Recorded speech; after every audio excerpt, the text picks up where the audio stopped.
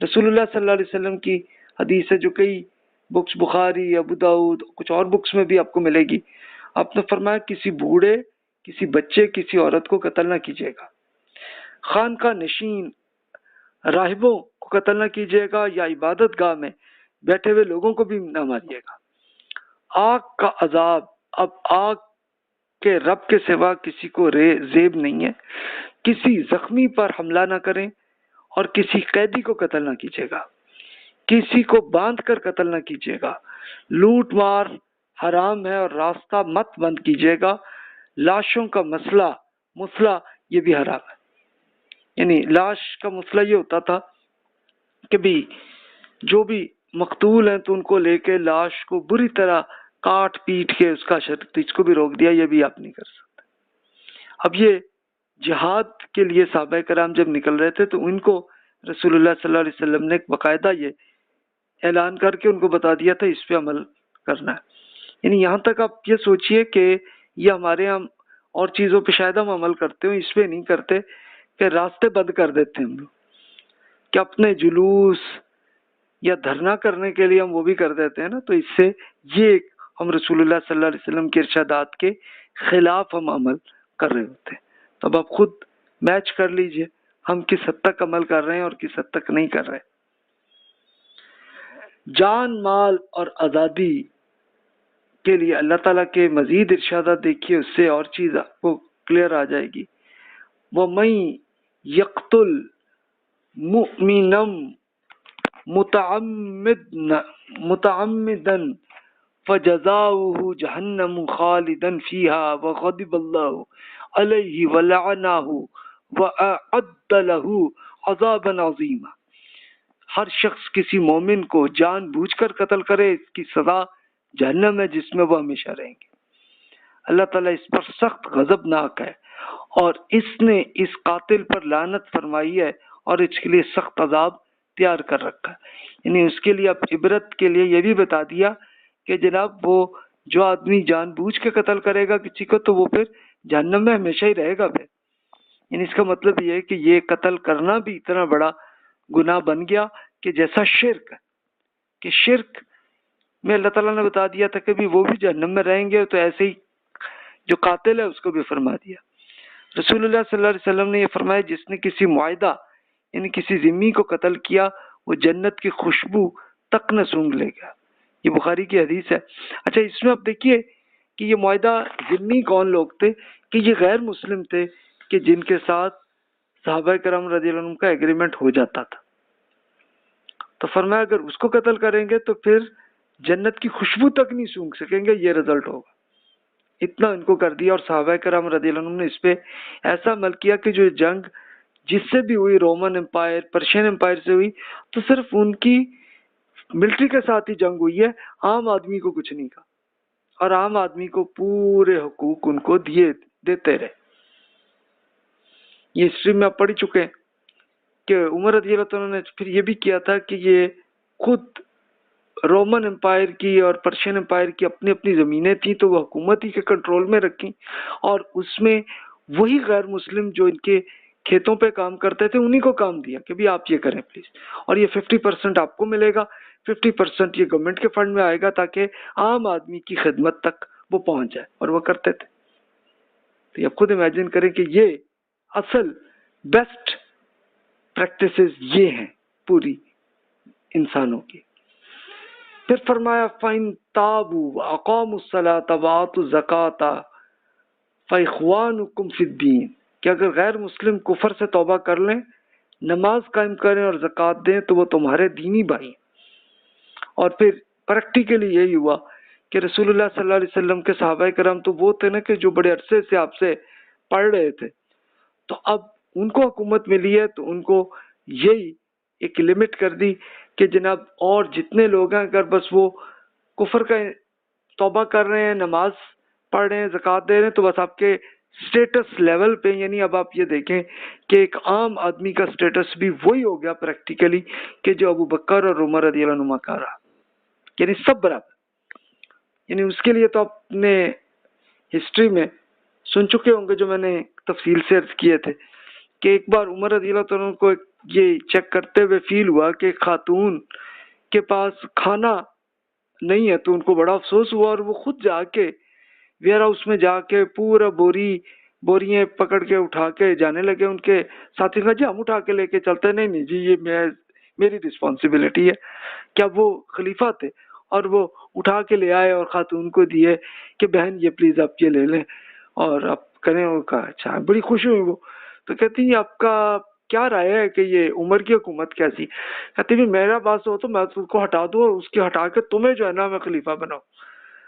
لیکن پھر خاتون کو پتا چلا کہ یہ عمر ہی تھے کہ جو ان کو پورا اٹھا کے لے آئے، تو پھر بڑی شرمندہ ہوئی وہ. تو آپ امیجن کریں کہ یہ حالت پریکٹیکلی انہوں نے کی.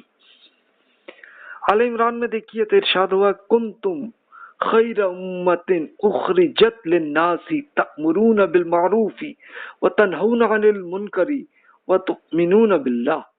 آپ وہ بہترین امت ہے جسے لوگوں کی اصلاح کے لیے نکالا گیا ہے. آپ نیکی کی تلقین کرتے ہیں اور برائیوں سے منع کرتے ہیں اور اللہ تعالیٰ پر ایمان رکھتے ہیں.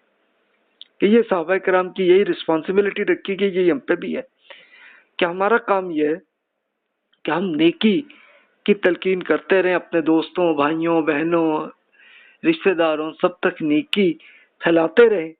برائی ہو تو کسی کو رسول اللہ صلی اللہ علیہ وسلم پرسنلی ان کو نہیں فرماتے تھے، بلکہ اوور آل لے جا کے یہ برائی بتا دیتے تھے کہ یہ برائی ہے.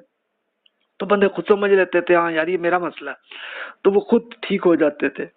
اللہ تعالیٰ پہ ایمان رکھیں. تو بس اسی کی دعوت ہمیں پہنچانی ہے.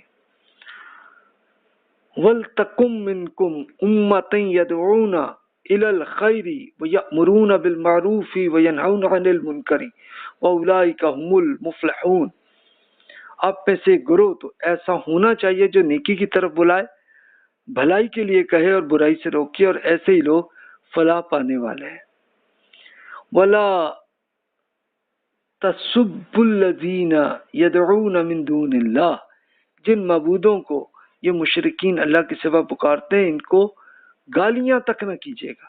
یعنی اب یہ برائیوں کو بھی بتا دیا کہ بھی یہاں تک کہ اگر مشرکین مل جائیں آپ کو تو آپ نے اس پہ بھی ان کے بت کو بھی گالی نہیں دینی، بلکہ عزت کے ساتھ اللہ تعالیٰ کا میسج پہنچانا ہے. بس یہ رسپانسبلٹی ہم پہ ہے. اور یہ اس میں سے ہونا چاہیے کہ خود حکومت کا بھی ایک ڈپارٹمنٹ ہونا چاہیے جو نیکی کی تلقین کرتے رہیں، برائیاں بتاتے رہیں. یہ اور اس کے ساتھ پھر انڈیویجول بھی ہمیں ایسا کر لینا چاہیے. بس یہی ہماری لمٹ یہی ہے. اس سے آگے جائیں گے تو پھر ہم لمٹ سے باہر نکل آئیں گے. تو یہ ہماری اللہ نے لمٹس رکھی ہیں. پھر مزید آپ دیکھیے یہ بھی ارشاد ہوا کہ غیر مسلموں سے ہمارا تعلق کیسا ہونا چاہیے. لا ینعمکم اللہ عن الذین لن یقاتلوکم فی الدین ولم یخرجوکم من دیارکم ان تبرہم وتقسطوا الیہ ان اللہ یحب المقسطین. اللہ تعالیٰ آپ سے اس بات سے نہیں روکتا کہ آپ ان لوگوں کے ساتھ بھلائی اور انصاف کا برتاؤ کریں جنہوں نے دین کے معاملے میں آپ سے جنگ نہیں کی اور آپ کو آپ کے گھروں سے نہیں نکالا ہے. بے شک اللہ تعالیٰ انصاف کرنے والوں کو پسند کرتا ہے. تو سورۃ الممتحنہ میں یہ غیر مسلموں کے بارے میں بتا دیا کہ بھی ان کے ساتھ بھی بھلائی اور انصاف کا ہی ایٹیٹیوڈ ہونا چاہیے. انہوں نے اگر کبھی ان لوگوں نے جنگ نہیں کی، کچھ آپ کو گھروں سے نہیں نکالا، تو کچھ نہیں آپ نے بھی کرنا، بس صرف اور صرف اللہ کا میسج پہنچا دینا ہے. مانے نہ مانے وہ جانے اور اللہ جانے، بس دیٹس اٹ. تو بس یہی ہم پہ لمٹ، یہی ارشاد فرما دی ہمیں کہ غیر مسلموں سے آپ کا ایٹیٹیوڈ اچھا ہی ہونا چاہیے. اور اللہ تعالیٰ نے رسول اللہ صلی اللہ علیہ وسلم جنگیں جن سے کی ہیں انہوں نے سے کی ہیں کہ جنہوں نے دین کی بنیاد پر پرزیکیوشن کر کے صحابہ کرام کو ظلم کیا اور پھر ان کو گھروں سے نکالا تھا. بس انہی کے ساتھ ہوئی ہے. اور رومن اور پرشین امپائر بھی یہی کرنے لگی تھیں تو ان کے ساتھ بھی کر لی، اور وہ دونوں سپر پاورز بھی ختم ہو گئی اور عام غیر مسلموں کو پوری آزادی کر دی گئی تھی. پھر مزید دیکھیے سورۃ العنکبوت میں فرمایا ولا یجادلوا اہل الکتاب الا باللتی ہی احسن الا الذین ظلموا منہم.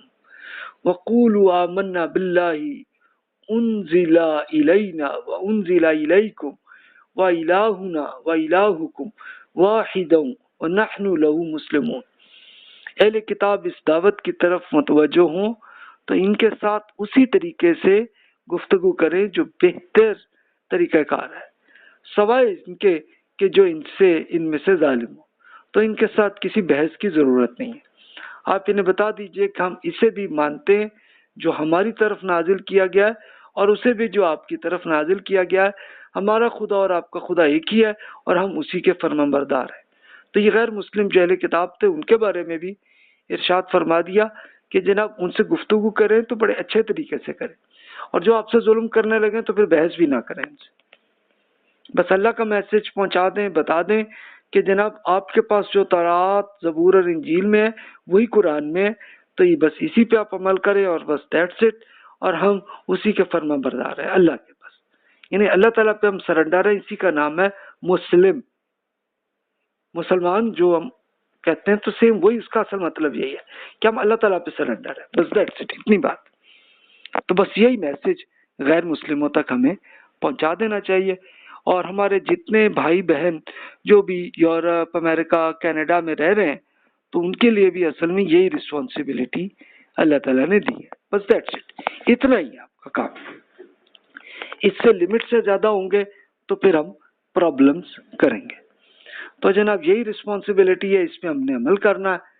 اور وہی جو شروع سے ہم پہلے سے کہ جنت میں جانا ہے یا جہنم میں جو کرنا ہے اس کی آپشنز اویلیبل ہے، اللہ تعالیٰ نے قرآن مجید میں بیان کر دی ہیں، رسول اللہ صلی اللہ علیہ وسلم نے وضاحت فرما دی ہے، جو حدیث میں ہمیں ملتی ہیں. تو جو بھی چاہے جنت میں جانا ہے تو یہ آپشنز ہیں، یہ کر لیں، پرسنالٹی ایسے ڈیولپ کر لیں. اور جہنم میں جانا ہے تو اپنی پرسنالٹی کو ایسے خراب کر دیں. آپشن اللہ تعالیٰ نے کر دی ہے آپ کو. تو جناب جو بھی کوسچنز ہیں بلا تکلف ای میل کر دیجئے. تو جناب یہ ہماری بات مکمل ہوئی. جزاک اللہ خیر واحسن الجزا. انشاءاللہ اگلے لیکچر میں اس سے ملتا جلتا جو ایٹیٹیوڈ دوسرے انسانوں کے ساتھ ہونا ہے تو اسی پہ ہماری مزید بات چلے گی. جزاک اللہ خیر.